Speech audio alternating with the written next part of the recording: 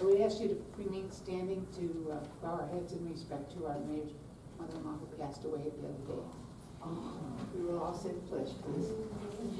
Pledge allegiance to the flag of the United States of America and to the republic for which it stands, one nation, under God, indivisible, with liberty and justice for all. Now, if we may bow our heads, please.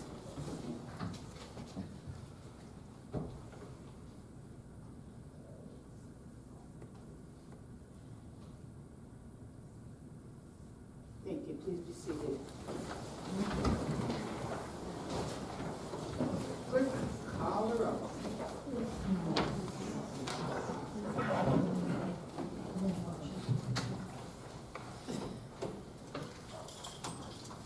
Mezek? Here. Janutus? Here. Fluharty? Here. Saunders? Here. Rhodes? Here. Spinks? Here. Rochi? I need a motion to excuse the Mayor Koji. Motion made by Spinks and second by Janus, please. Thank you. Call the roll, please. Mezek? Yes. Janutus? Yes. Fluharty? Yes. Saunders? Yes. Rhodes? Yes. Spinks? Yes. Okay. Do I have a motion to approve the minutes of the meeting of August 6th? The work session, please. Motion made by Spinks and seconded by Rhodes. Clerk, call the roll. Mezek? Yes. Janutus? Yes. Fluharty? Yes. Saunders? Yes. Rhodes? Yes. Spinks? Yes. You're supposed to abstain. Yes. Okay. Approval of the meeting, of the regular meeting of August 6th. Clerk, call the roll. Need a first and second? I need a first and second, please. Motion made by Spinks and seconded by Janus. Call the roll, please. Mezek? Abstain. Janutus? Yes. Fluharty? Yes. Saunders? Yes. Rhodes? Yes. Spinks? Yes. We have approval of the minutes of the special work session of August 13th. Do I have a motion to approve? Saunders and Rhodes, please. Please call the roll. Mezek? Yes. Janutus? Yes. Fluharty? Yes. Saunders? Yes. Rhodes? Yes. Spinks? Yes. We have no presentations this evening, so we'll go to old business. And the first item is A. Is that 96, 2318? That's an ordinance amending chapter 351 entitled Parking Generally of the ordinances of our city by enacting a new section 35121 entitled Waiver of Parking Violations and declaring an emergency. I believe this has been discussed, but Call for suspension first.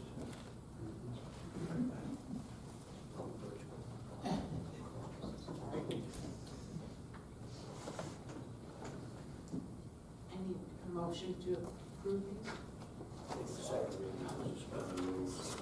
To suspend the rules. Motion made by Saunders and seconded by Rhodes. Clerk, call the roll. Mezek? Yes. Janutus? Yes. Fluharty? Yes. Saunders? Yes. Rhodes? Yes. Spinks? Yes. We have ordinance 96 through. Got you an explanation there? Oh, I'm terribly sorry. Or a motion for third and final? Sorry. Motion for third and final. Rhodes and then Saunders. This adjustment in our legislation refers to our parking tickets that we issue. Typically, we used to give 10 days for individuals who got a parking ticket. This does not include handicap or overnight parking. You used to get 10 days to pay the said fine. We've made some adjustments, did some research. A lot of communities require those tickets to be paid within 48 hours of the fine changes. We did not make it 48 hours, but we adjusted our legislation that if you receive a parking ticket, the cost will be $25 if you pay it within 72 hours. If you fail to pay it within 72 hours, it will double to $50. We've seen an excess amount of parking violations, on-street parking, things of that nature. A lot of repeat individuals who simply get the ticket, pay it, and we'll ticket them in 2 days and they pay it. And I think this is a way to make it more, put a little bit more teeth in it as far as requiring them to pay it in a more timely manner.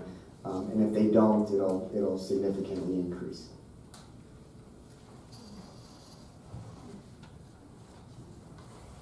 Seeing nobody has a question, clerk call the roll, please. Mezek? Yes. Janutus? No. Fluharty? Yes. Saunders? Yes. Rhodes? Yes. Spinks? Yes. Ordinance number 9630-18. This is in regards to a generator. Yes. Director, would you explain it, please? This is an ordinance authorizing the city manager to accept the proposal of Cummings Sales and Service for the service garage generator and declaring an emergency. Do we have any discussion on it? Not, clerk, call the roll, please. Oh, we need a second on it first, I'm sorry. To suspend the rules, right, this is on second reading, so we need a motion to suspend the rules. Motion to suspend these rules by Spinks and Janutus, please. Clerk, call the roll. Mezek? Yes. Janutus? Yes. Fluharty? Yes. Saunders? Yes. Rhodes? Yes. Spinks? Yes. Ordinance number, all right, sorry for that. I'm not here early. This is. Okay. Okay, I'm sorry. Motion to, for third and final reading, please. Motion made by Saunders, second by Spinks. Thank you. Clerk call the roll. You want me to explain it? Oh, sorry, here we go again. This is for, the city of Bedford is gonna get a $49,000 grant from NOPEC this year. And those funds need to be utilized for energy improvements or things of that nature. Originally, we had budgeted to replace the generator at City Hall and thus move the generator here to the service department. The service department generator that we use for that facility is from the war, literally from the war. It's a military grade. We're having a very difficult time locating parts to repair that. And it's imperative that we have a working piece down there because that generator makes sure all of our pumps, gasoline pumps, all of those things are up and running. And in the event of an emergency, that's where all of our EMS, fire trucks, police cruisers, where they get their fuel from.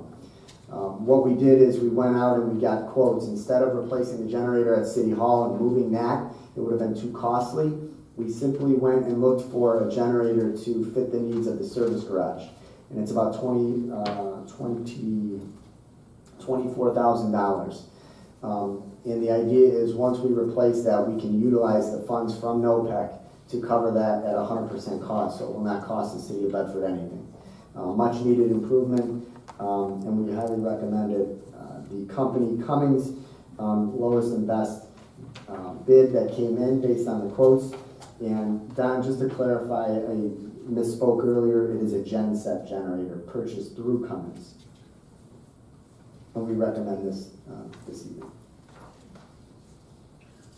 The roll call? Mezek?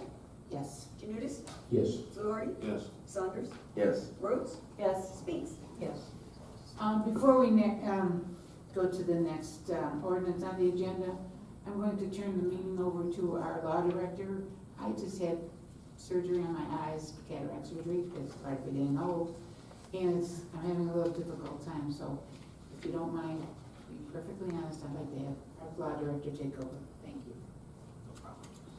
All right, ordinance number 9636-18, which is an ordinance amending ordinance number, oh, I'm sorry, did I skip one over? Old business Oh, before. I go all phase, I thought we just did that one. Did we read the ordinance yet? No. An ordinance authorizing the city manager to accept the proposal of All Phase Service Company for the service garage generator installation and declaring an emergency. Do you have a motion for third and final? Or wait for a second reading, I'm sorry, because we're waiting for some quotes, if I remember correctly. Roll call? Speaks and Rhodes. Spinks and Heather. Yes. For second reading, Mezak, Yes. Yes. Janutus, Fluharty, Yes. Saunders, Yes. Rhodes, Yes. Spinks. Yes. Just as a second reading, we're just waiting to see if we can get a better price to have that installed, the generator. All right, ordinance number 9636. Oh, we got reports first, okay. Sorry about that, not too good at this either. Okay, bear with me, I have a handful of items here. And just to add one other piece, we are looking to get more quotes on that installation, but whatever that number ends up being, that will also be included in the NOPEC grant, so it's not gonna cost the city anything. We'll have that covered as well.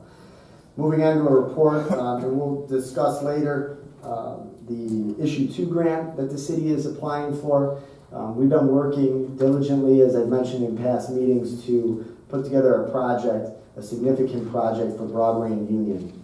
Early numbers are that this project's going to be about $1.9 million, with the city looking to contribute no more than $1 million in matching funds for the grant.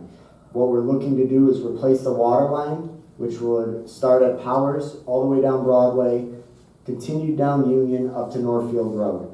That water line was put in, one area is from the 20s, the others from the 30s. It desperately needs to get repaired. On top of that, the grant would include resurfacing of all of Broadway, and we're looking to partner with Cuyahoga County, which would resurface Union in 2019 as well. Dominion East Ohio has a plan to replace the gas line. This would take place in 2019. And the final improvements included in our grant is going to be curb restoration and replacement in the historic district. There were some areas when we did that project 15 years ago, we didn't do the curb work. There's some areas that it really needs to get replaced. We're looking to include that in the application, along with, for those of you that remember when we first did the project of the historic district and the trees, we would light those trees up and we would do things like that around the holidays. All of that electrical's failed over the years, and we need to replace that.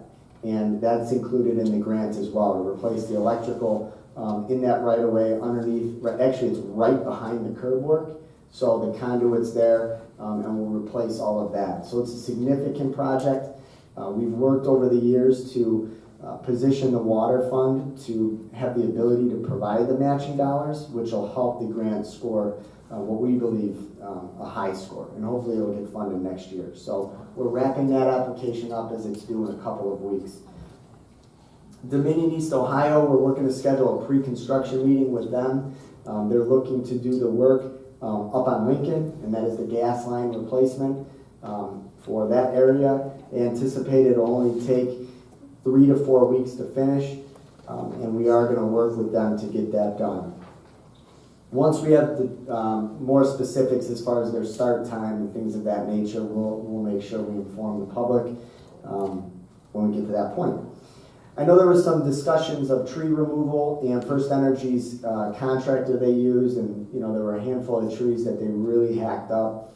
Our service department has been on them, and we've actually met with them. Clint and myself met with our representative and the First Energy's forester. They claim that everything's been done to their specs.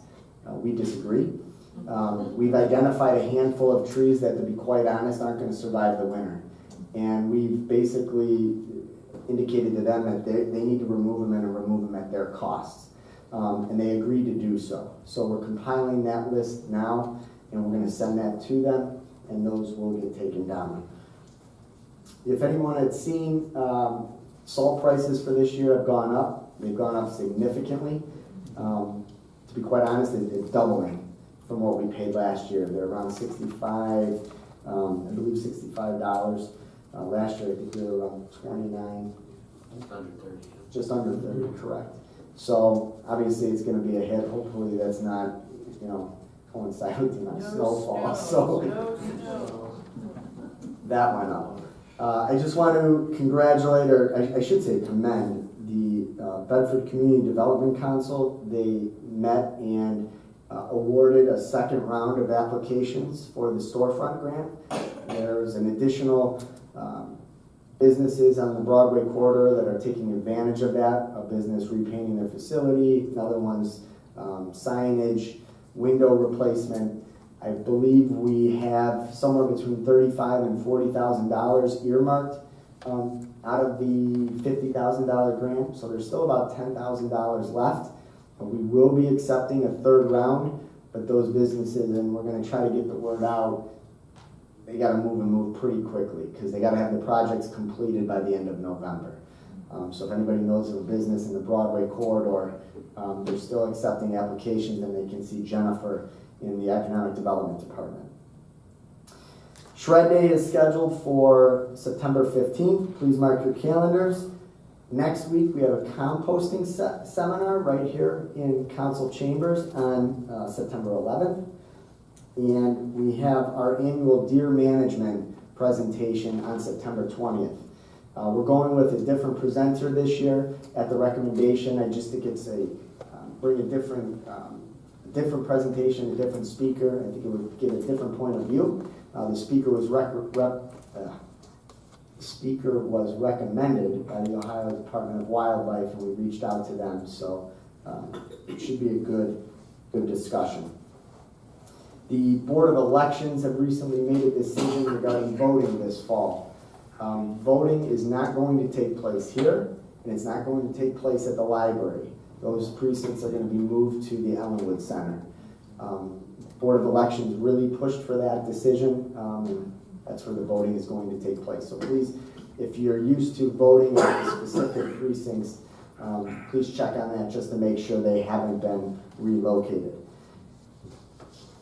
Ellenwood, we are fast approaching the end of our project. We're going through the drywall and electrical phase of that. We're near completed. We're going to be submitting our rebate to First Energy to get dollars back, which is great. Again, all of those electrical improvements that we made at the Ellenwood Center are fully covered through the NOPEC grant as well, so it didn't cost the city anything. We are in the process of having Sherwin-Williams is coming in, identifying paint. Painting is going to be taking place over the next couple of weeks, and then carpeting installed. So we're fast approaching. I'm superstitious. I'm a little reluctant to give you a date, although we have a date in the back of our head, and we're going to hopefully meet that. So keep an eye out. Once we get closer, we'll make an announcement on that date. And lastly, I just wanted to follow up. There was a question, and we had reached out to First Energy regarding some lighting. Vicki, you had reached out to me a couple times. We reached out to First Energy regarding street lighting on First. There was some reports that the lights were removed. They came back with a report for us as far as all the way down First and then all the way over to Old Egbert. They identified 8 lights that they had told us. I can check the email, don't quote me on the years. They had claimed that they went back on their records, it's either 7 or 10 years. I'd have to verify that. They haven't removed any lights in that period. We did go and trim some trees, but just to cover all bases, I've asked our police department to go out in the evenings and view that area and come back to myself with any recommendations, and we can provide that to First Energy. I can't force them to install those, but we're going to put the information in front of them. I think that's it. On a report. Sorry. City manager. I'm not city manager, sorry. Law director. I just got back from vacation, so I'm a little discombobulated, but I have no report tonight.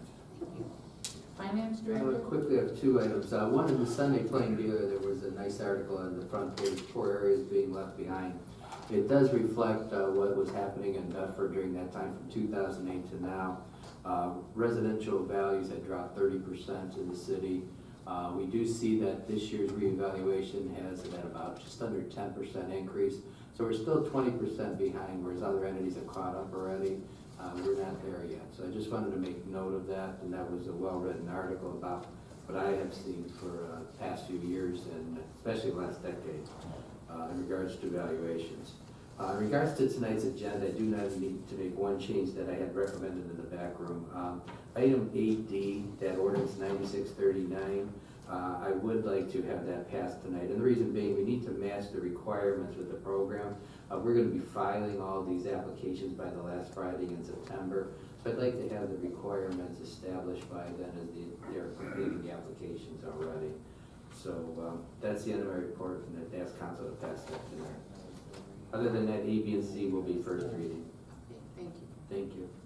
Thank you. Okay. Council reports, and we're going to start with Ward 2, Mr. Janutus. Thank you. Go on.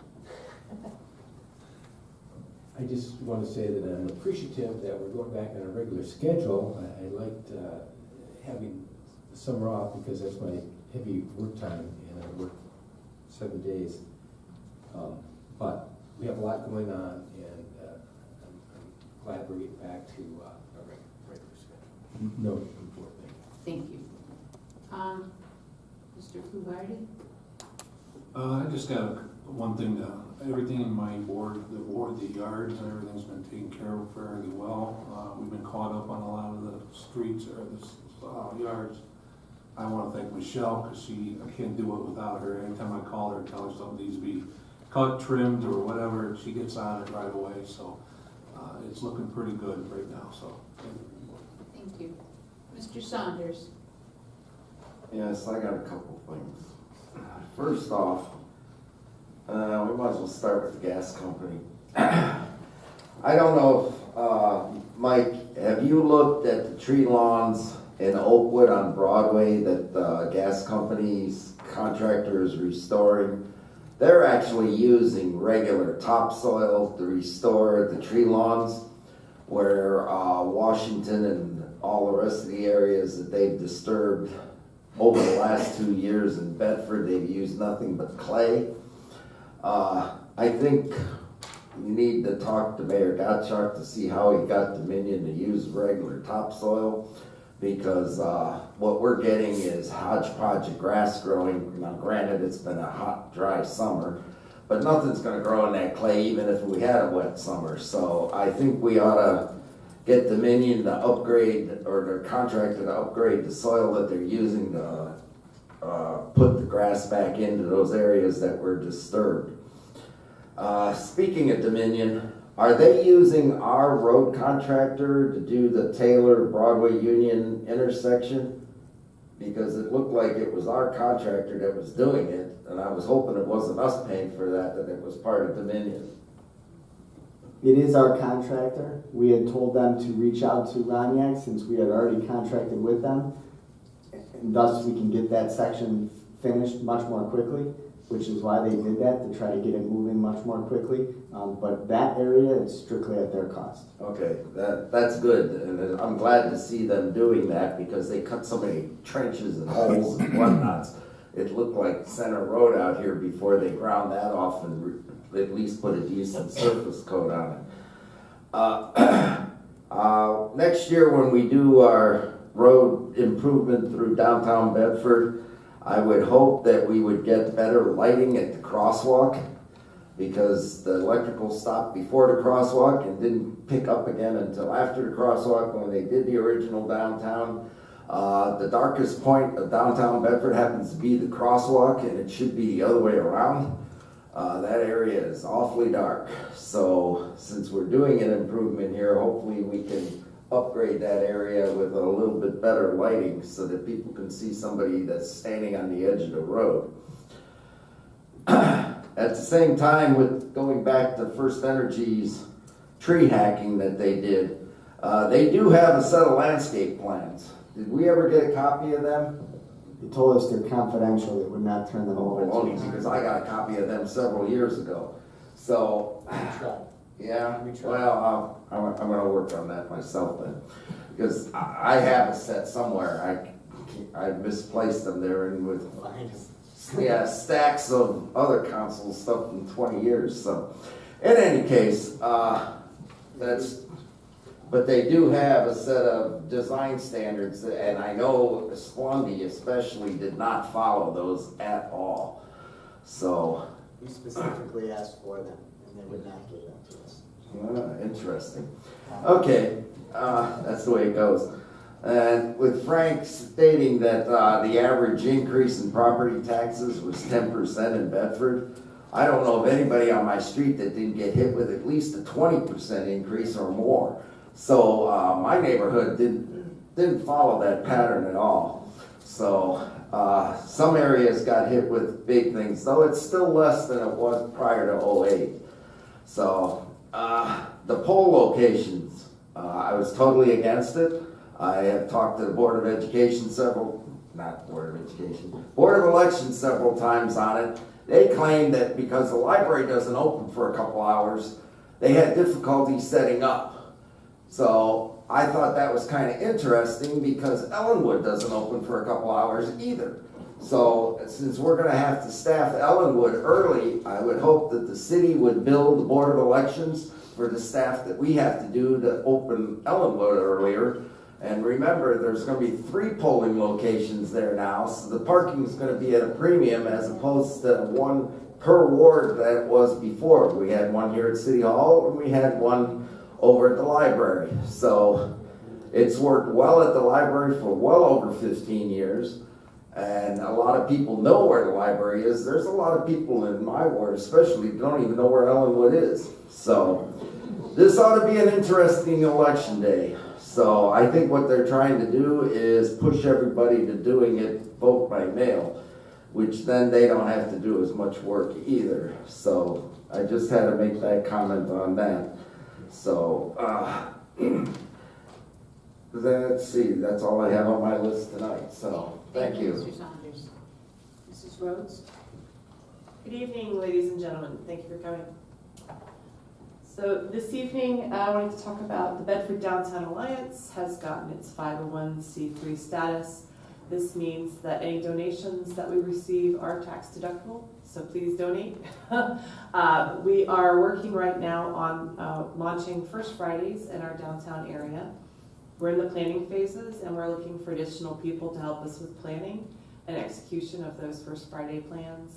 If you have any interest in helping out with these projects, we have our meetings on the 4th Wednesday of the month. They're currently at the library, but we're going to try to get it moved to somewhere downtown, hopefully soon. We also have a volunteer list. If you're not ready to be a stakeholder, we just have a plain volunteer list that we can add you to and let you know about individual volunteer opportunities in the downtown area. We're also going to be doing a chocolate walk as a fundraiser. This is done in a few other cities. And essentially, you'll be able to, around Valentine's Day, purchase a ticket that will allow you to get a piece of chocolate from each of the shops downtown. So it makes a nice and cheap Valentine's Day date. So consider participating in that in the upcoming year. The Garden Club would like to let everyone know that we are selling mums. For those of you who may not know, the azalea mum, the pink azalea mum to be specific, is Bedford's official flower, and we are selling them. You can go on our website and purchase those. They are $4, $5 each, and they will be delivered on September 8th. So you can pick them up on September 8th, and we might deliver them if you ask nicely. We will also be selling our bean soup. At the Dunham. That's right, at the Dunham House is where we'll be doing the pickup for any purchased mums. Or if you want to buy some, you can show up that day, and we'll have them for sale at the Dunham House in the morning on September 8th. We will also be putting together our bean soup, our very popular bean soup. We'll be selling that at the Children's Fall Fest in October. If you would like to order that as well, we will have it online, or you can come to the Fall Fest and pick it up. I believe that is all. Thank you very much. Thank you, Mrs. Rhodes. Mrs. Spence. Yeah, I'd just like to offer my condolences to the mayor's wife, Marilyn, who lost her mother, passed away this Sunday at the young age of 93 years old. I had the great honor and pleasure of calling myself her buddy, a card partner, which she won quite often because she cheated quite often. But at 97 years old, you're allowed to cheat. And I would call her out on it. But I'll surely miss her. She was quite the lady, quite a character, always had a smile, always had a joke. She was quite the prankster. So she'll be truly missed by her family, and I know that her one and only daughter, who she was very proud of, will miss her a lot. This weekend, Celebration of the Art, one of our big events that happens this time of every year, always the second weekend of September. It's exciting this year. We've got a lot of new things that will be going on. Friday night is the wine tasting and food pairing. There will be no tickets sold at the door there, so today is actually tomorrow is absolutely the last day that you can get tickets. So if you have not got your tickets, you need to get them by tomorrow. They have information up here, because again, no tickets will be sold at the door. You don't want to miss out on this. 5-star restaurants. It's going to be a great evening. And Saturday, like Heather said, the garden club will be having a gnomes pickup over from the Dunham House. Imagination Village will be behind the Dunham House in the Salon Garden. The mural has already been started on the wall in the back by the kids, art students from Haskett Middle School and from the high school. So I'm excited about that. That's going to start about 10 o'clock. The kids are going to start painting that, and they're going to paint it for about 4 hours. So a lot of stuff going on over there, and hope to see y'all then. Thank you, Mrs. Spinks. Thank you. That leaves myself. I want to say thank you for putting up with me tonight. Put another notch in my belt. I know now I am closer to the word senior citizen. I had cataract surgery, and it went fairly well till I was told that one of my stitches came out and we have to take it out. I don't want to do this again. Once is enough. But on with this other part of our business. I want to say thank you to Mike for the great job Roniak has done on Lee Road South. I wish all our roads look as nice as that one does now. It's been a long time coming, and it looks very good. Other than that, I would like to say we're here tonight because the first Monday in September is Labor Day. And I become a fact finder, looked in my older years here, and there's a meaning to Labor Day. Labor Day is the first Monday in September, and it's a creation of labor movements, and is dedicated to the social and economic achievements of American workers. It constitutes a yearly national tribute to workers who have made the country strong, prosperous, and the well-being of our country. Also, it became a federal holiday in the 18th century, 1894. To me, everybody knows that Labor Day, as we grew up, it's the end of summer, no more swimming, no more thing. And every year, when kids go back to school, of course, we get the hot summer weather. And this meaning that I read about Labor Day, because our country was built on the working person. I want to say thank you to all of us, because we were either hard workers, have been workers, and all of us have contributed to our country. And I feel that this is the greatest place we can be right now. Thank you. All right, We will go to new business now, and I will go to my law director, and he'll take care of the fine print for me. Thank you. all right, we have ordinance number 9636-18, which is an ordinance amending ordinance number 9546-17 concerning section 913.02 entitled Sewer Rates of the City of Bedford as related to sewer rates and declaring an emergency. Do you have a motion for first reading? Spinks and Rose. Roll call? Mezak? Yes. Janutus? Fluharty? Yes. Saunders? Yes. Rhodes? Yes. Spinks? Yes. And ordinance number 9637-18, which amends, one second, I gotta flip to that. Being an ordinance amending ordinance number 954717 concerning section 191303 entitled Rate Reduction for Senior Citizens and the Permanently Disabled of the codified ordinances of the city of Bedford as related to sewer rates and declaring an emergency. Can we also have a motion for first reading on this?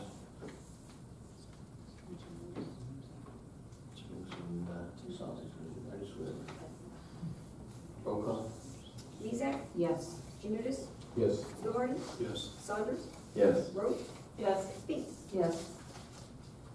And ordinance number 9638-18 entitled an ordinance replacing ordinance number 7780-05 relating to water rates and declaring an emergency. We also get a first reading on this ordinance. Motion for first reading, I should say. Do we skip one? No, we're on the right one. Okay. I thought we were on the 9637. We're 96. No. All right, sorry. I need a first and a second. I have Saunders and Janutus. We taking questions on any of these? Usually doing it first read, you want me to go through it? Yeah, I think, given what this is, we should have a slight explanation. Probably not. All three ordinances are related. You know, all three of these are related as well as the fourth, but the city of Cleveland will be passing on rate increases in the year 2019 and 2020. 2019 we're dealing with right now. They'll be increasing water rates at 5.0975%. My recommendation to council is to pass the less than 1%, 0.0975% into the water. But at the same time, the sewer issues that we have regarding our plant, reconstruction of some of the plant, EPA review of that plant, and some of our procedures and improvements that we're going to be doing to the plant, we're going to need the funding in the wastewater plant. Therefore, the recommendation would have been normally a 4% also increase there. We'll move the 5% over to the wastewater plant, we'll make it a 9% increase to beef up that fund, which is necessary at this time, not only for the debt service payments that'll be required for what we'll be looking to improve the plant by, but also for the standards of improving that fund and its cash flow also. So at this time, you look at a total, if we would have put the rate increase on water, of course, that base rate would have been higher. So we're gonna have a little lower increase overall that would have happened based on putting it onto the wastewater. And I'll ask council to pass those rates on. So it'll be basically a 0.97%, less than 1% on water. We have foregone rate increases in the last 3 years, so we did not increase there. And then I would ask that we put the 4% on that we do for sewer, plus the 5% to make that a 9% increase that would go on the sewer bill. That will increase and allow for the construction and the payment of debt on those projects that we will have to do in the near future. So tonight we're doing first reading on that, actually to see if there's any other projects we need to do in regards to sewer, or that comes with wastewater actually, other than the planned improvements. And that's where we're at tonight on first reading. Roll call. Mezak? Yes. Janutus? Yes. Fluharty? Yes. Saunders? Yes. Rhodes? Yes. Spinks? Yes. Okay, next we have ordinance number 9639-18 entitled an ordinance amending ordinance number 9498-17 of our codified ordinances entitled section 911.03 entitled rate reduction for disabled persons and senior citizens for water and sewer discounts and declaring an emergency. I believe it's council's desire to put this on third and final reading. Could I have a motion to that effect? Or a motion to suspend the rules, I should say.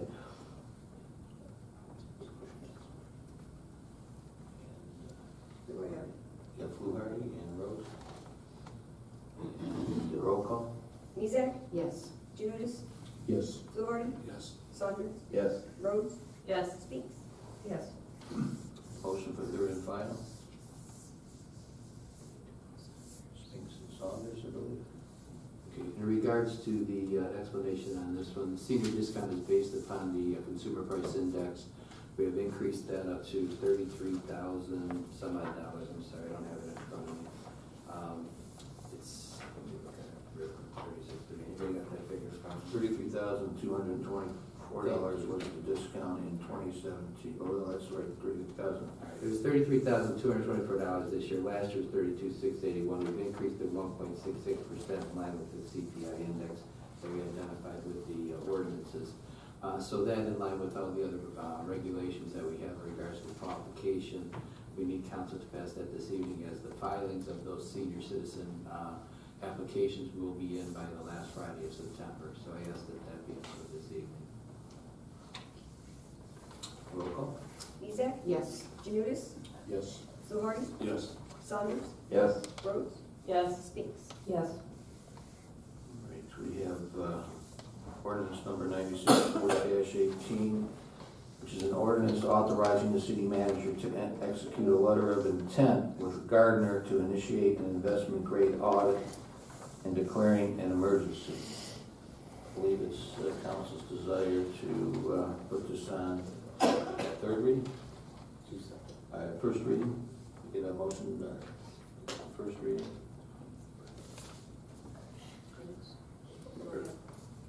Or is this motion first? Yeah, but I don't know who's first and second. I'm looking down. Yeah, I was looking that way. Nurse on it. All right, Spencer Rose, Yeah, you're gonna have to announce the names because I'm not looking up. gotcha. Mezak? Yes. Janutus? Yes. Fluharty? Yes. Saunders? Yes. Rhodes? Yes. Spinks? Yes. Okay. Ordinance 96-41-18 is an ordinance declaring the property and structure located at 43 Forbes Road a nuisance and therefore condemning the property, ordering action, and declaring an emergency. Do we have a motion to suspend the rules?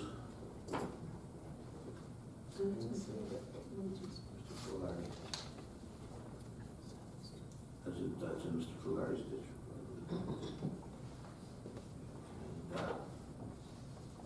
Roll call? Mezak?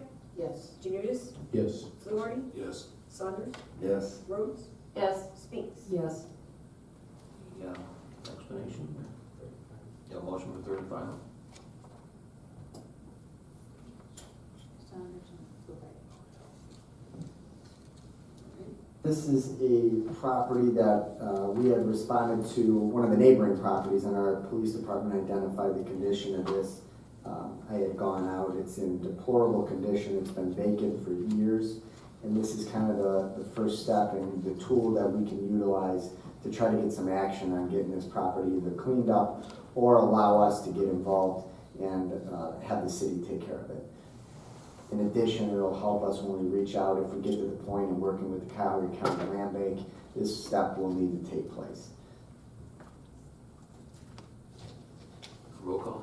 Mezak? Yes. Janutus? Yes. Fluharty? Yes. Saunders? Yes. Rhodes? Yes. Spinks? Yes. Okay, ordinance number 96-42-18, amending ordinance number 7819-06, section 913-07Q12A and B, entitled Minimum Design Requirements for Residential or Commercial Buildings and Structures and related parking lots, drives, walks, equipment, and appurtenances, declaring an emergency. So I believe council decided to put this on third. So we have a motion to suspend, please. Saunders. Mr. Saunders, Mr. Rhodes, okay, and roll call? Mezak? Yes. Janutus? Yes. Fluharty? Yes. Saunders? Yes. Rhodes? Yes. Spinks? Yes. Motion for third and final. Mr. Saunders, Mr. Rhodes.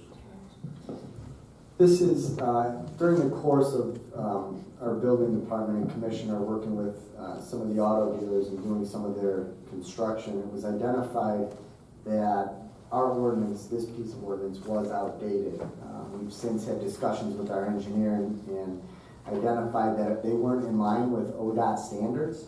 So in essence, what we're doing is we're amending our ordinance to make sure we're compliant with those ODOT standards. Quick question.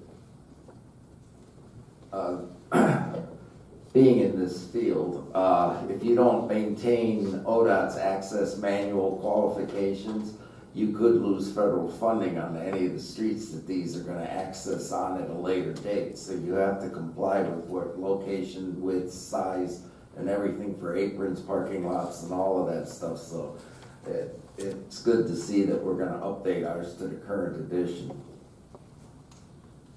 Thank you. Roll call? Mezak? Yes. Janutus? Yes. Fluharty? Yes. Saunders? Yes. Rhodes? Yes. Spinks? Yes. Great, next is ordinance number 9643-18, providing for the adoption of new matter in our codified ordinances of Bedford to approve, adopt, and enact the August 2018 replacement pages of the ordinances, to repeal certain ordinances in conflict therewith and deemed obsolete and declaring an emergency. Motion for suspension? Roll call? Mezak? Yes. Janutus? Yes. Fluharty? Yes. Saunders? Yes. Rhodes? Yes. Spinks? Yes. Motion for third and final? Spinks and Saunders. Basically, this is a ordinance allowing us to update our hard copy books and our website with the latest ordinances that we passed in the last year. You know, so that the current version, some of them, may, you know, if we passed it a month ago, it may not be updated on the website just yet, or it may not be updated in the hard copy book. So this is allowing us to update it to date. Roll call? Mezak? Yes. Janutus? Yes. Fluharty? Yes. Saunders? Yes. Rhodes? Yes. Spinks? Yes. Ordinance number 9644-18, amending ordinance number 9538-17, making additional appropriations for current expenditures of the city of Bedford during the year 2018 and declaring an emergency. Motion for suspension? Fluharty and Rhodes? Roll call? Mezak? Yes. Janutus? Yes. Fluharty? Yes. Saunders? Yes. Rhodes? Yes. Spinks? Yes. Motion for third and final? Rhodes and Spinks? Yeah, in line with this ordinance, we've made some changes in regards to workers' comp. They basically gave us an 85% rebate from what we paid in 2016 on the premiums, but then said, hey, look, we want our premium for 2019 early. So we wound up having to make adjustments to the budget for that and wind up budgeting more in some instances and begging from Peter to pay Paul in regards to some of the departments. We've had some other issues in regards to grants, confiscated funds in regards to CO programs. We've updated the grants in the city. We've had the 45,000 advance we're doing through the DCDC program budgeted here. We've done the water. We've done a huge issue on that. We reduced the projects that we were going to do in line with what we are going to accomplish this year, and then we'll be budgeting the information towards next year on the other projects that we've applied for with for grants and so forth. And that's pretty much it. But I asked council to approve this evening so we can update our budget. Roll call? Mezak? Yes. Janutus? Yes. Fluharty? Yes. Saunders? Yes. Rhodes? Yes. Spinks? Yes. Okay, ordinance number 9645-18, which also declares the property and structure located at 28 Leonard Street a nuisance, and therefore condemning the property, ordering action, and declaring an emergency. Motion for suspension?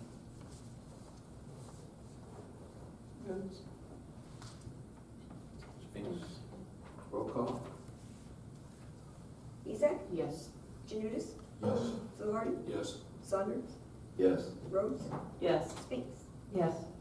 A motion for third and final? Spinks. Fluharty?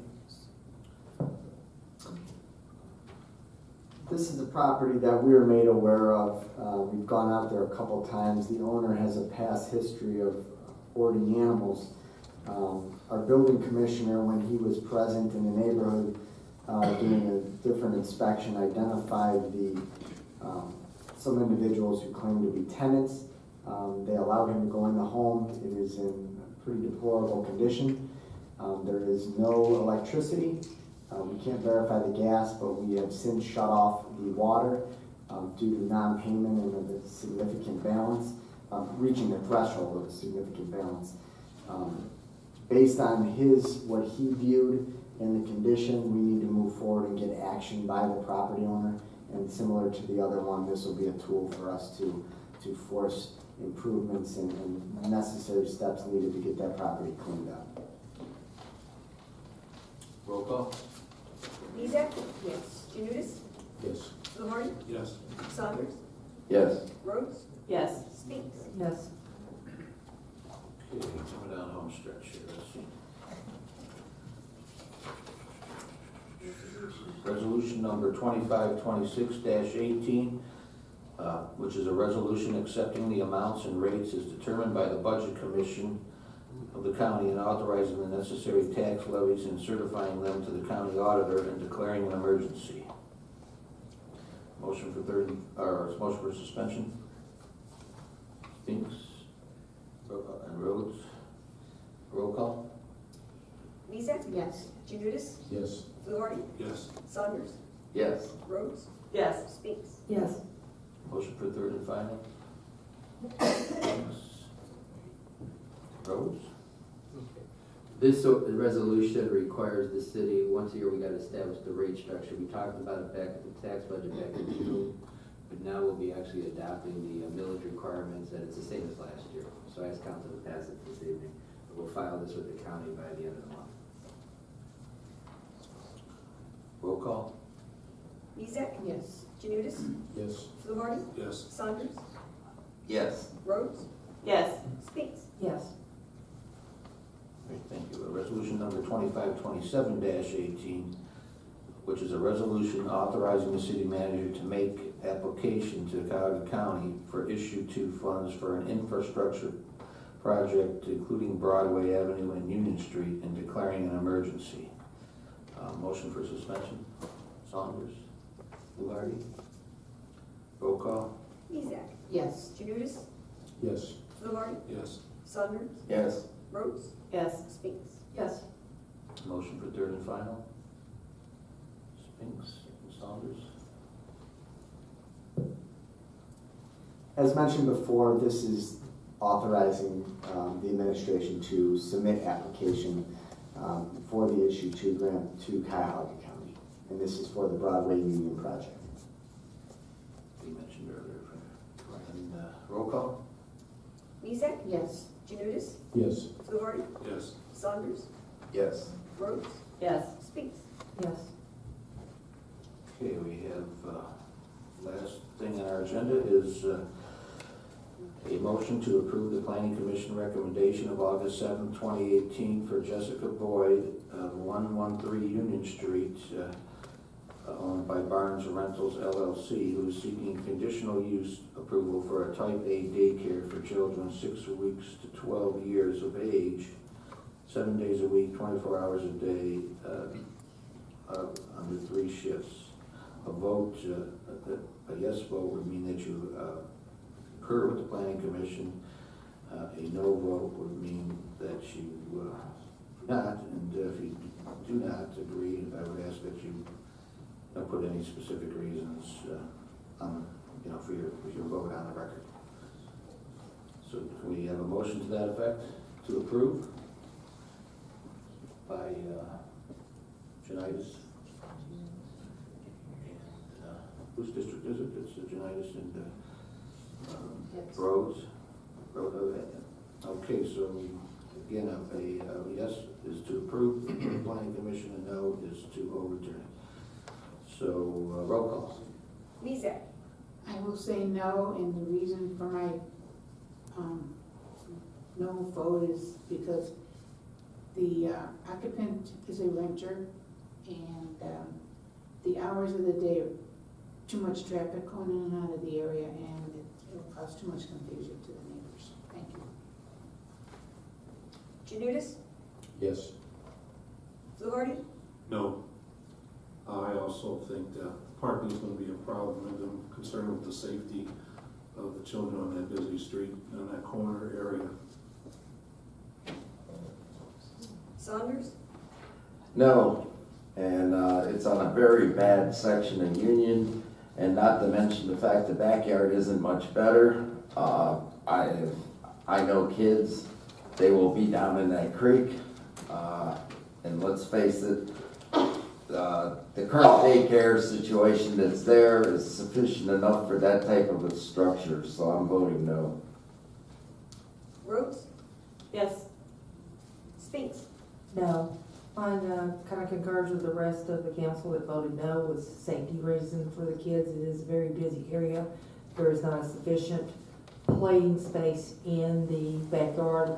There's safety issues there, which that's the number one thing, is the safety and the well-being of the children, to have an environment where they can get out and play when it's the weather is acceptable. So my vote is no. I thank you. The motion fails 4-2. This time, we offer a hearing of citizens. Anyone wishing to speak to council is more than welcome to. State your name and address and Hello, Sarah Gennady, speaking on behalf of the Southeast Branch Library. I brought with me today, if you haven't gotten it, our new seasonal program guide. All right. We also have another one that's specifically just for technology classes. That includes all of the branches, and we do have some things for beginners as well as for those who want to advance their skills, like for example, Adobe Photoshop or Illustrator. So you can learn those things as well if you're already hip to Microsoft Office and the computer in general. Specifically to the Southeast Branch, there's a couple programs I did want to highlight that begin this month. We do have a new Play, Learning, Grow Toddler Club. So this is going to be a program for 5 consecutive weeks starting next Wednesday, September 12th at 10:30 a.m. program. So that is a program that has the children get to play with each other, as well as they bring in speakers for the parents as well. We also have a toddler time program starting, and then we're going to kick off with our usual programs with our homework center as one of our biggest programs, which is Monday through Thursday, which offers homework help and tutoring for students in grades K to 8. For our tweens and teens, we're keeping the same things going every month. A couple things to highlight that we're adding is we do have a 4-hour babysitting basics workshop that we're offering for free. And we also have a new hip hop and coding program. For our adults, starting this Friday, we have a Ball of Flex seated chair fitness program. So that is 4 weeks at 11 a.m. on Fridays. We do still have space available in that. We have a fall prevention awareness workshop. And we also have a program on getting started with bullet journaling. So it's kind of like a new way of organizing yourself and keeping a diary and keeping an organizer and keeping a calendar and all that. So it's a really cool way to document life. The other thing I wanted to highlight, especially, we have a special program Thursday, September 27th at 7 o'clock called First Steps Towards College and Scholarships. This is a workshop that will be presented by Jimmy Malone from Magic 105.7. A lot of people don't know that Jimmy is actually a huge advocate for at-risk students, and he does a workshop for parents as well as students on how to apply for college, helping you tips on filling out the FAFSA, ways to find scholarships, choosing the right fit for you. And he's also the founder of the Malone Scholars Program through College Now. So in addition to being a radio personality, he definitely invests in Northeastern Ohio, and he'll be doing a free workshop for parents. It is definitely worthwhile. I can attest to it myself as a recent graduate in a graduate program. Taking his tips, I was able to find scholarships, which is actually very difficult for someone at a master's level. So definitely worthwhile. And I will leave all these things here as well as put those in the lobby. So feel free to share that with your friends, your neighbors, anybody you know that would be interested in any of these programs. That's it. Thank you. Thank you, Sarah. Anyone else wish to come up? Use your name. Yes, please.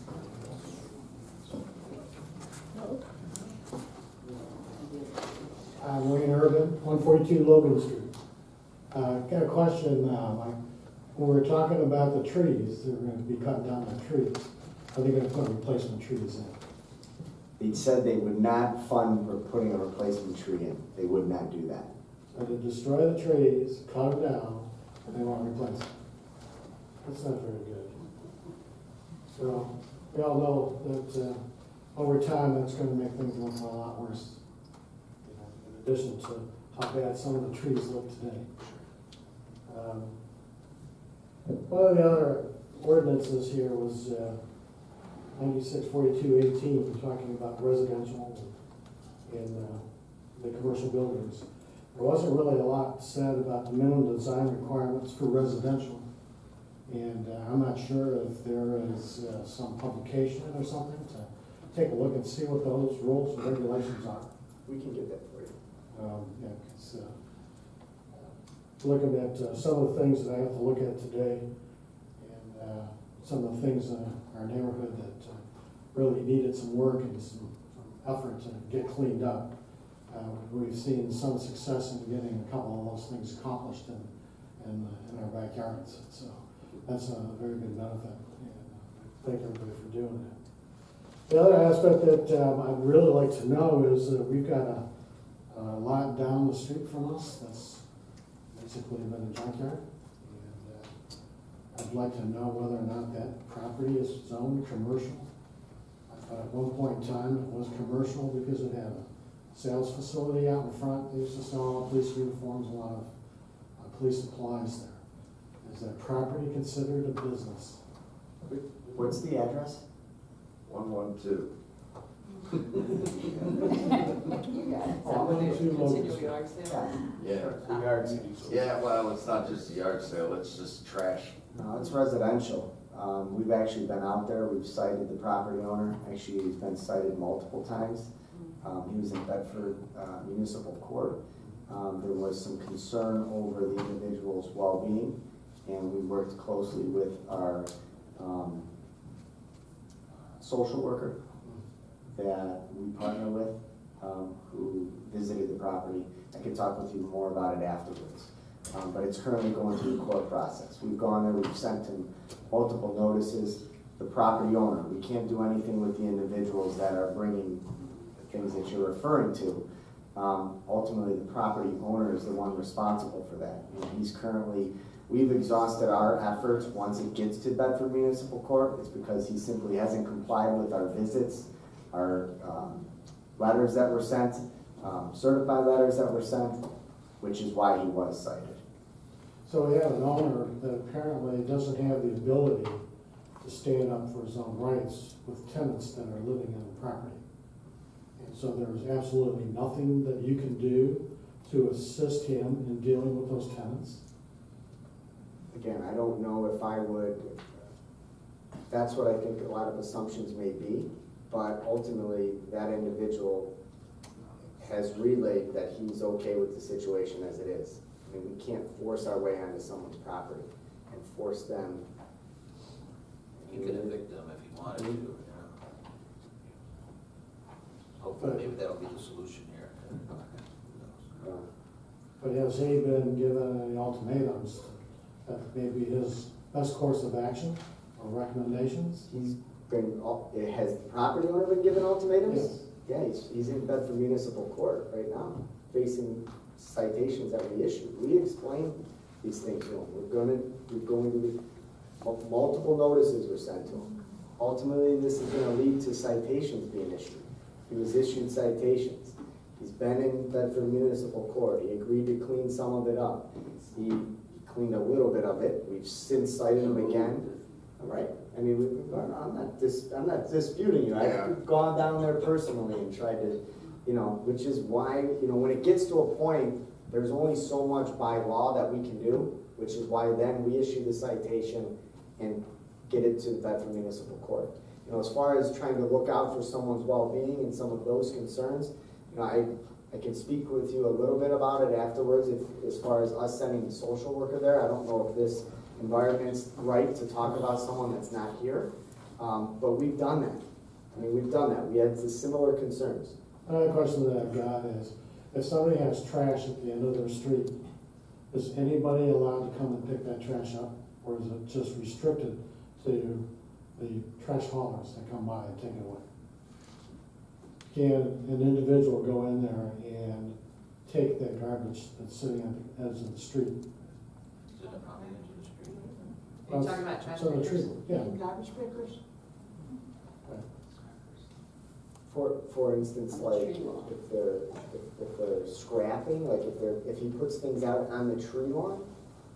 I'm just asking the question, that if you've got trash that's sitting out there on the No, I street. know, I'm just looking for more specifics. I'm not arguing with. No, I'm just saying that, Do you mean like when he puts it out during trash collection? Yes. Can people For go out trash, there right. and pick those up, or just random all of his debris in his property? Take anything off of that property. No, I would say no. People can't go by and just take things off the property. But the individual has to complain, you know, if he doesn't. No, he's stating, can anybody go there and take things off the property? I would say no. That would be like anybody, if you had something leaned up against the side of your home, I can't drive by and take that. Right. So no. But if it's at the curb. If it's at the curb, that's a different story. We have ordinances on that too. Yeah. There's ordinances on pick up Sure. on trash on Sure. the curb and around people who are doing it for recycling too. There's ordinances on that. I can't remember exactly what they say. I'd have to pull the exact verbiage. I can pull that exact verbiage and get that to you, sure. Okay, it's part of the contribution to the trash at the end of the street. Thank you. Yep.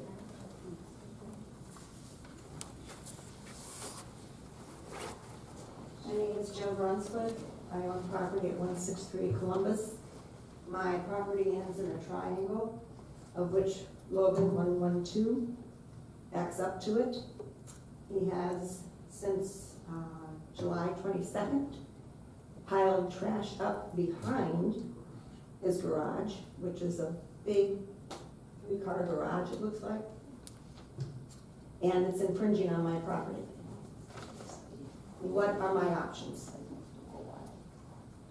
He has a little trailer that's pulled by a truck, loaded with car parts, like a big fender, one of those objects that goes on top of a car for when you travel, rolled up old linoleum, boards, there's some tires. It's basically stuff that he either pulled off of other people's property because he felt it was important.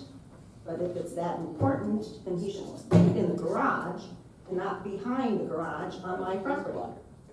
What are my options? If you allow us to access your property, Definitely. then we would come. I mean, we can't just access without permission. If we can do that, we can come out there in the next few days and view that, Okay. and then go from there. On top of that, just to add to it, on top of that, months ago, we issued that individual a notice basically forbidding any more yard sales for the remainder of the year. You're only allowed to have 1 yard sale per every 6 months per our ordinances. When we noticed he was frequently doing that on the weekends, he was notified that he is not entitled to have another sale for the remainder of 2018 as he's exhausted that. So we also try to address the weekend sales as well.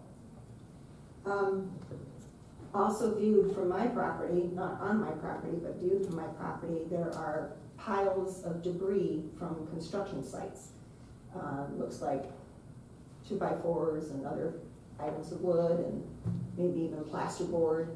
Yes, And, I've seen it. okay. It's the person who's living with the property owner that has that type of business, and they're just dumping all the trash in the backyard.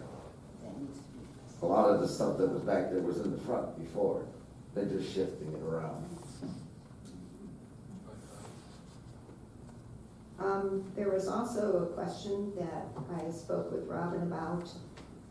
The property next to me, 173 Columbus Road, has had blue tarps on the back of their roof since probably last November's storm. And Robin told me that they were short-staffed, but they would get out there, and she said they did take pictures, and that it's supposed to be improved, that as of yesterday, the status quo being on Logan, on my property, is the same as is the 173 Columbus roof. You can't see it from the street, but, oops, sorry. But you can see it from our backyard area. I blew it off right already. I can check on the status of that one. If we do have photos, it means that a notice was issued to the property owner. And I can find out when that notice was and what is their time frame to make the said repair. And is there a time frame in regards to the cleanup? I mean, if the citations have been issued and it's in court and Yeah, I can't, changes? I don't know what that ruling or what that outcome was, or if it was continued. I'm not aware of that. I'd have to check with the court on that. Once things get to the court, they're pretty much out of the city's hands. It means we've exhausted our efforts with property owners, which means we've issued multiple letters, multiple notices. They're not complying. That's the last chance that we issue the citation, and then it goes to the Bedford Municipal Court. They'll either work with property owners, give them a timeline, fine them. There's many different outcomes, and we'd have to check and see what that outcome would be. We don't have influence over that. Are the neighbors ever notified as to what the outcome is and what the timeline is? Through the court, I don't believe so. I don't believe so. I mean, we can let you know. Public information. And I guess my other concern is with the gentleman that does own the property at 112 Logan. If the outside is any indication of the living situation, I hate to think of what the inside looks like. And if he is being bamboozled in some way, and I don't know how long the social worker was with this gentleman, but I am concerned about elder abuse. If they're taking his checks, he signs them, they're supposed to go into his bank account, and they're just cashing them. I don't know if there's anyone that is capable of checking that out. Because Bedford is an older city. We don't have, I'm not sure about that, but I know that a lot of the people I know in Bedford are older people. And I'm concerned about this gentleman's health and welfare. That he is somehow persuaded to tolerate all this. As we were, which is why we tried to work with. Because this property never was like this before, ages ago. And I grew up in that house that I'm talking about, 163. And the property was never in that condition that it is now. After the meeting, maybe you could tell us if he has any family members we could perhaps contact. I don't want you to say here in public or anything, but maybe. I do believe he has a brother. I do not know the gentleman personally. Thank you.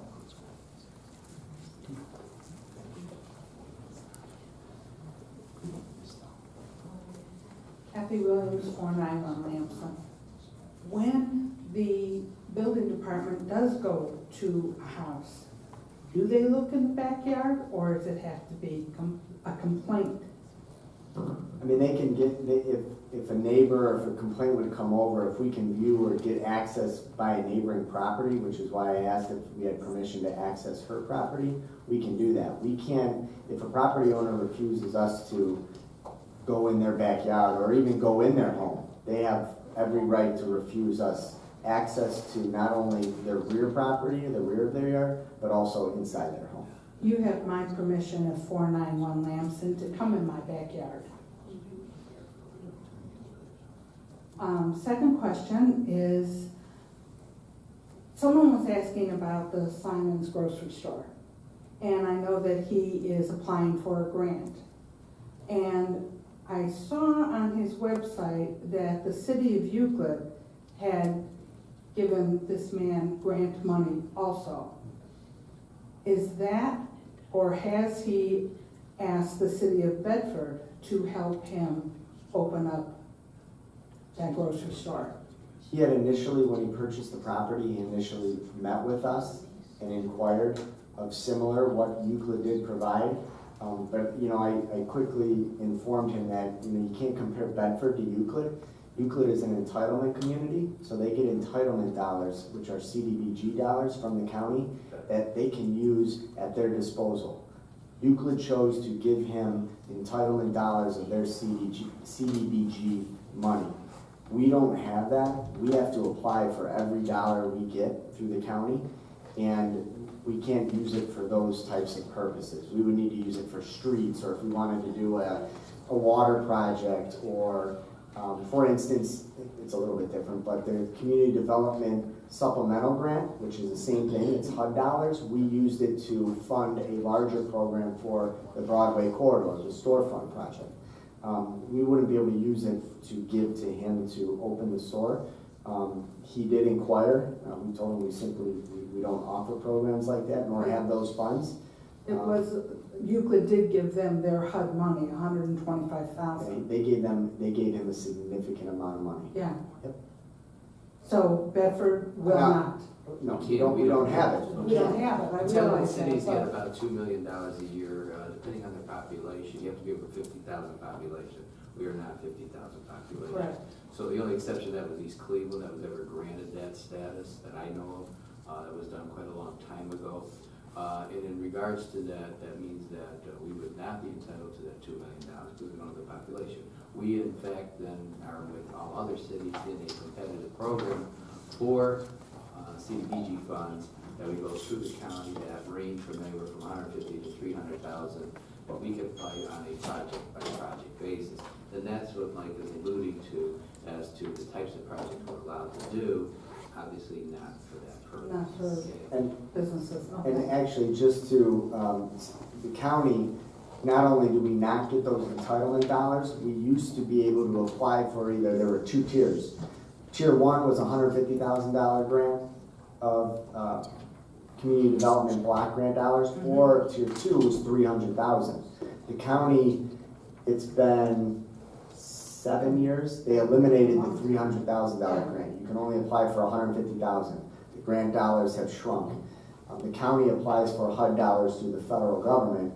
They get a lump sum, they determine where it's going to be utilized, and they establish a small pot, if you would say, and then all the other non-entitlement communities have to apply for what's left in that pot. Okay. And that's why that pot is reduced over the years. The county's done other programs, other initiatives. They've cut out the $300,000 grant, so now it's only the $150,000 grant. Okay. Yeah, and we don't have those funds to do that. Okay, good, because I would rather see, you know, a fireman or serviceman or something instead of going into a grocery store. Okay, thank you.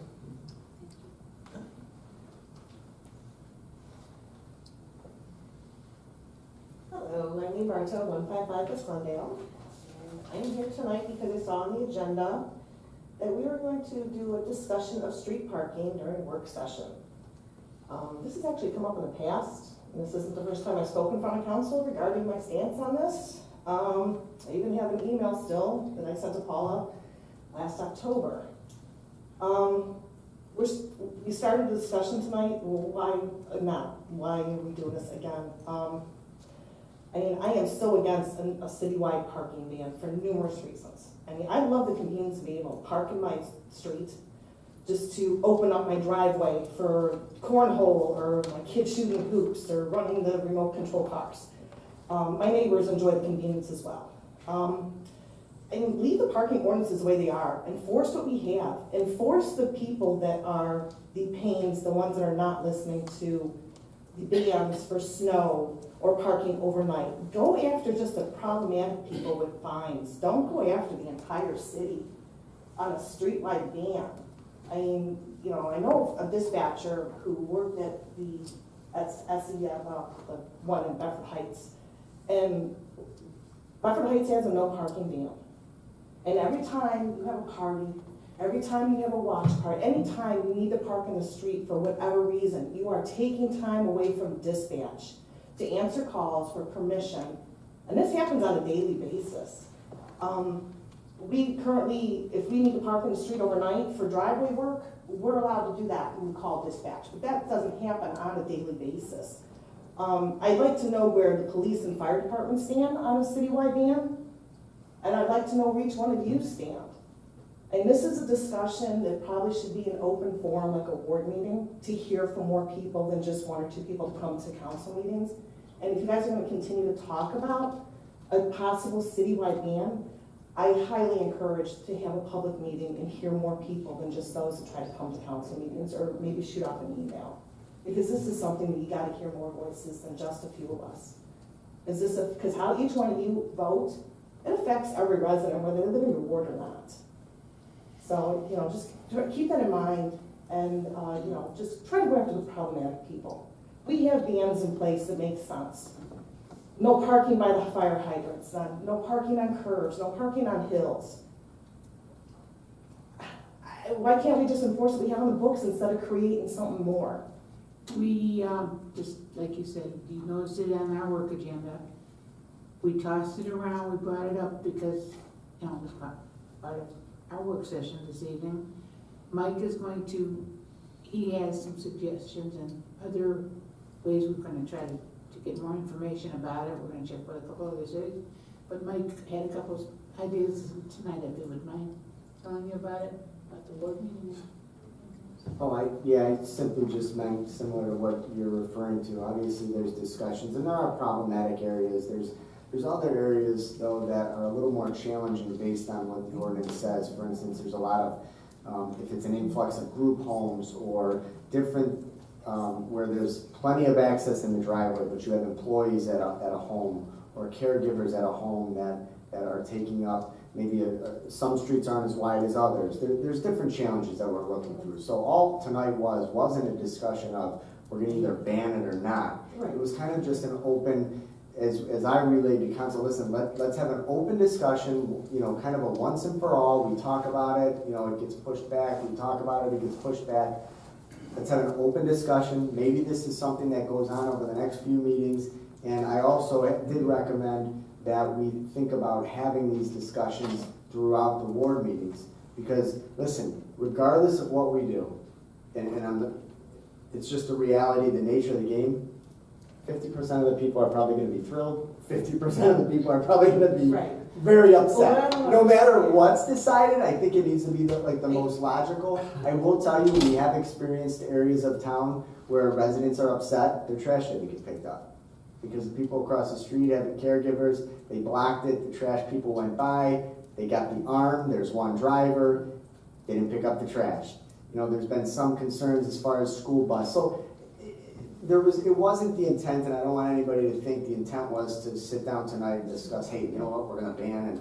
No, I mean, council knows. This has been something that's been going on and off for quite a few years, though. Well, there's with the possibility of an all-city ban. No, I don't think it was ever discussed as an all-city ban. In years past, it was proposed, can we simply ban maybe parking on cul-de-sac streets? Because they're just limited. Yeah. I think it's, there's more involved. This is a little different. I mean, someone did bring up Bedford Heights, but listen, Bedford Heights says their homes are set much further back, their driveways are much longer, so it's hard to compare Bedford Heights to here. From just an administrative standpoint, I think we also have to look at, the ability to enforce it too. Years ago, someone said, well, we should have no parking from, 9 to 2. That's a nightmare from a police and administration to try to really handle. We've looked at that. We've looked at how we can maybe enforce, either bringing on additional staff or utilizing auxiliaries and things. I mean, we've brainstormed a lot of ideas. The intent for this was simply to have dialogue, just start dialogue. And if we get to the point that there is a change or adjustment or a suggestion that may work based on some research that we see how other communities deal with parking, at that point we would put it in front of possibly at a ward meeting. But I think we're not. And if I'm wrong, then I'm wrong, but I do believe that a majority of the suburbs allow for on-street parking in residential areas. Not 2 to 6. it's just the convenience. I've lived here my entire life, and also in the past 5 years, this thing's been on the agendas on and off. And, you know, at first it starts off as just talking about the parking fines. The parking fine discussion is a lot different than an all-city ban, and I know, and it's come up numerous times. So I just wanted to voice my opinion, and there are plenty of people that will also voice their opinion in other forums. You know, if it's gonna come close to some kind of a vote with you folks, I highly suggest before you vote on it, have an open meeting. Like, you know, a ward meeting, or like we did for the fireworks, or like we did for the garbage fee, or something like that, because that's where you get a lot of people interested and get them here and to hear why and the stance that you folks are taking, and, you know, hear from our police and fire chief and even some of the patrolmen that are doing the job and trying to enforce some of the laws we have. It's just a suggestion, so thanks for listening.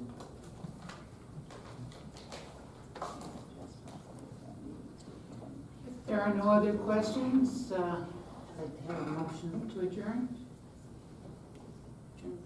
Motion by Spinks and vote. Clerk, call the roll.Ezak. Yes. Knudus. Yes. Fluharty. Yes. Saunders. Yes. Rhodes. Yes. Spinks. Yes. Thank you all. Have a good week. Enjoy this.